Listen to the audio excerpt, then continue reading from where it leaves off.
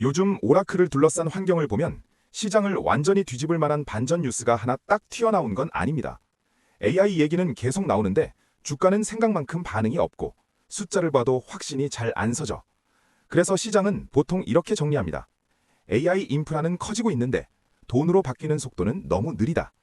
RPO는 계속 쌓이는데 실제 실적 전환은 아직 멀었다. 그래서 결론도 단순해집니다. 아직은 기다려야 할 회사다.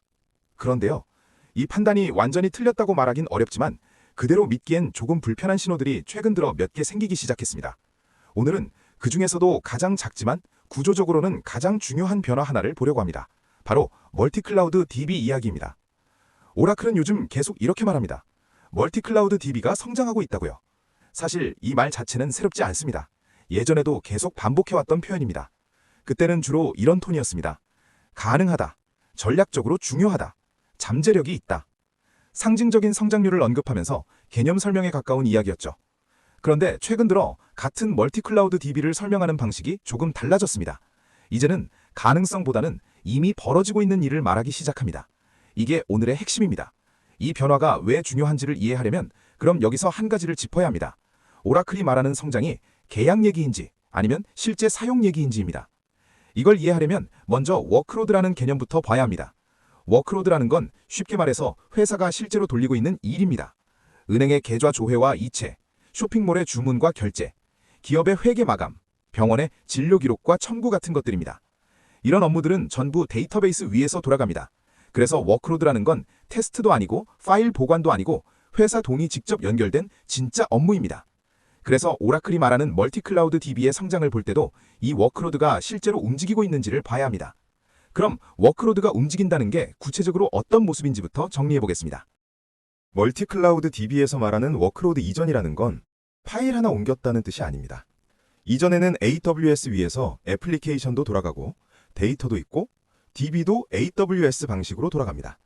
그런데 이후에는 클라우드는 그대로 AWS인데 DB만 오라클 DB로 바뀝니다. 중요한 건 이겁니다.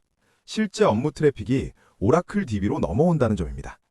계좌 조회, 주문 처리, 정산 같은 진짜 돈이 걸린 업무가 오라클 DB에서 돌아가기 시작하는 겁니다. 이 순간부터 이 DB는 테스트용이 아닙니다.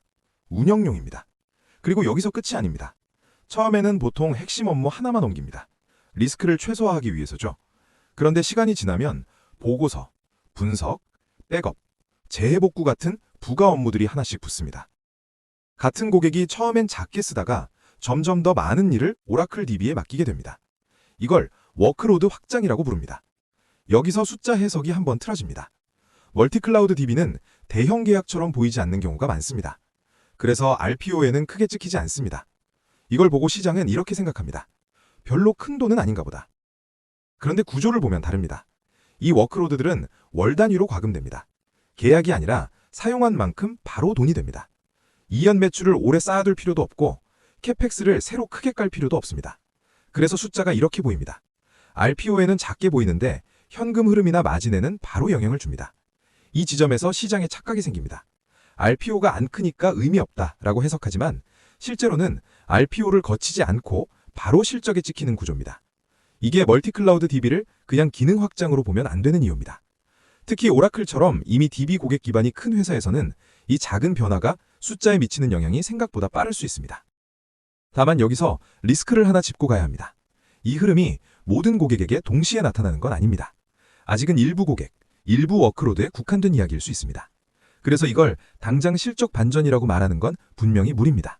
하지만 적어도 아무 일도 없다고 보기에는 숫자가 움직일 수 있는 구조가 이미 만들어졌다는 점은 확인할 수 있습니다. 이제 다음 질문은 자연스럽게 이걸로 넘어갑니다. 이 멀티클라우드 DB 흐름이 지금 오라클 전체 실적에서 어디까지 영향을 주고 있는지, 그리고 어떤 숫자부터 먼저 반응할 가능성이 있는지입니다. 다음 파트에서는 막연한 기대 말고 실제로 확인할 수 있는 숫자를 하나씩 짚어보겠습니다. 이제부터는 그래서 이 변화가 숫자로는 어디에 찍히느냐를 봐야 합니다. 여기서 가장 많이 하는 착각이 하나 있습니다. 멀티클라우드 DB가 진짜라면 RPO부터 커져야 하는 거 아니냐는 생각입니다. 그런데 구조상 이건 맞지 않습니다. RPO는 보통 대형 계약, 장기 약정, 옵션이 많이 붙은 계약에서 커집니다. AI, IaaS 계약이 대표적인 예입니다. 반면 멀티클라우드 DB는 대부분 기존 고객입니다. 이미 계약이 있고 이미 DB를 쓰고 있습니다. 워크로드가 하나 더 붙고 사용량이 늘어나는 구조입니다. 그래서 계약 총액은 눈에 띄게 안 커질 수 있습니다. RPO에는 거의 안 찍힐 수도 있습니다. 그런데 실적 인식은 다릅니다. 사용하는 순간 바로 과금됩니다. 이연 매출을 오래 거치지도 않습니다. 그래서 이 효과는 RPO가 아니라 실적 숫자에서 먼저 나타나는 구조입니다. 그 중에서도 가장 먼저 봐야 할 숫자가 있습니다. 바로 소프트웨어 서포트 매출입니다. 오라클 DB를 쓰는 고객이 워크로드를 하나 더 얹으면 서포트 범위가 넓어집니다. 라이선스나 유지비가 조금씩 늘어납니다. 여기서 중요한 건 큰 성장률이 아닙니다. 이 숫자는 원래 연 0에서 1%만 움직여도 의미가 있는 영역입니다. 만약 이게 정체에서 벗어나서 2% 안팎으로 조금이라도 올라오기 시작한다면 실제 사용량이 늘고 있다는 신호입니다.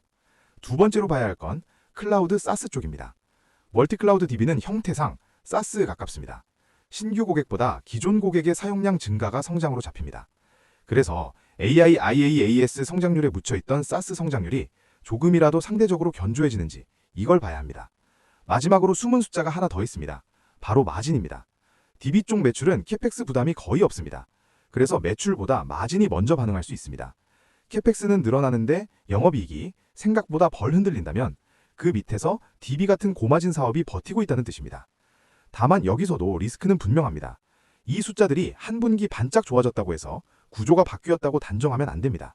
최소한 두세 분기 연속으로 같은 방향에 나오는지를 확인해야 합니다. 그래서 지금 단계에서의 결론은 이겁니다. 멀티클라우드 DB는 아직 실적을 끌어올리는 주인공은 아닙니다.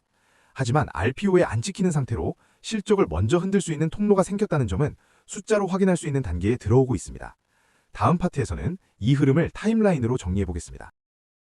언제부터 미세한 변화가 아니라 구조 변화라고 부를 수 있는지 그 기준을 한번 잡아보겠습니다. 먼저 지금 오라클의 위치부터 보면 이렇습니다. 말은 이미 많이 나와 있습니다. 멀티클라우드 DB 얘기도 그렇고 AI 수요 얘기도 그렇습니다. 그런데 숫자는 아직 확실한 반전을 보여주지는 않습니다. 이건 이상한 게 아닙니다. 구조상 순서가 있기 때문입니다. 첫 단계는 말이 먼저 나옵니다. 경영진 톤이 바뀌고 애널리스트 질문이 달라집니다. 관심이 있다가 아니라 이미 쓰고 있다라는 말이 나오기 시작합니다. 이게 지금 단계입니다. 두 번째 단계는 실적 숫자에서 덜 나빠지는 신호가 먼저 나옵니다. 소프트웨어 서포트 매출이 더 이상 줄지 않거나 아주 미세하게라도 플러스로 돌아서는지, 사스 성장률이 IaaS에 묻히지 않고 상대적으로 버티는지, 이건 폭발적인 성장 신호가 아니라 바닥이 확인되는 신호입니다. 세 번째 단계에서야 현금 흐름을 봅니다. 여기서 많은 분들이 한 가지를 착각합니다. 캐펙스가 줄어야 상황이 좋아진다고 생각합니다. 하지만 지금 오라클 국면에서는 그게 아닙니다. 캐펙스는 당분간 계속 클 가능성이 큽니다. AI 인프라는 선투자가 필수이기 때문입니다. 중요한 건 캐펙스 총액이 아니라 그 속도와 현금 유입의 간격입니다. 만약 캐펙스는 계속 늘어나는데 영업현금 흐름이 그 속도를 조금씩 따라오기 시작한다면 FCF의 마이너스 폭은 점점 줄어들게 됩니다. 이게 바로 시장이 기다리는 진짜 변화입니다. 그리고 여기서 멀티클라우드 DB의 의미가 다시 나옵니다. DB 쪽 매출은 캐펙스를 거의 늘리지 않습니다. 이미 깔린 구조 위에서 사용량만 늘어납니다. 그래서 이 매출이 조금씩만 늘어나도 현금 흐름에는 생각보다 빠르게 영향을 줍니다. 물론 여기에도 리스크는 있습니다. AI 인프라 투자가 예상보다 오래 끌 경우 현금 압박은 계속될 수 있습니다. 멀티클라우드 DB 하나로 모든 걸 상쇄할 수 있다고 보는 건 과한 해석입니다. 그래서 이 구간에서는 반전이라는 단어를 아직 쓰면 안 됩니다. 다만 이렇게 말할 수는 있습니다. 오라클의 실적이 RPO 하나만 보고 판단할 단계는 이미 지났다는 것입니다. 숫자가 반응하는 순서와 위치를 다시 봐야 할 시점에 들어왔다는 겁니다. 이제 마지막으로 투자자 관점에서 이걸 어떻게 봐야 하는지 정리해 보겠습니다. 이야기의 결론은 의외로 단순합니다. 오늘 이야기의 핵심은 오라클이 당장 반전했다는 게 아닙니다. 주가가 바로 움직일 거라는 얘기도 아닙니다. 핵심은 이겁니다. 시장이 오라클을 해석하는 기준이 조금씩 어긋나기 시작했다는 점입니다. 지금 시장은 여전히 RPO를 가장 앞에 두고 봅니다. RPO가 크고 그에 비해 실적 전환이 느리니까 아직 멀었다고 결론 내립니다. 이 해석이 완전히 틀렸다고 말하긴 어렵습니다. 하지만 충분하지는 않습니다. 왜냐하면 RPO에 크게 찍히지 않는 영역에서 실적을 먼저 흔들 수 있는 구조가 이미 만들어지고 있기 때문입니다.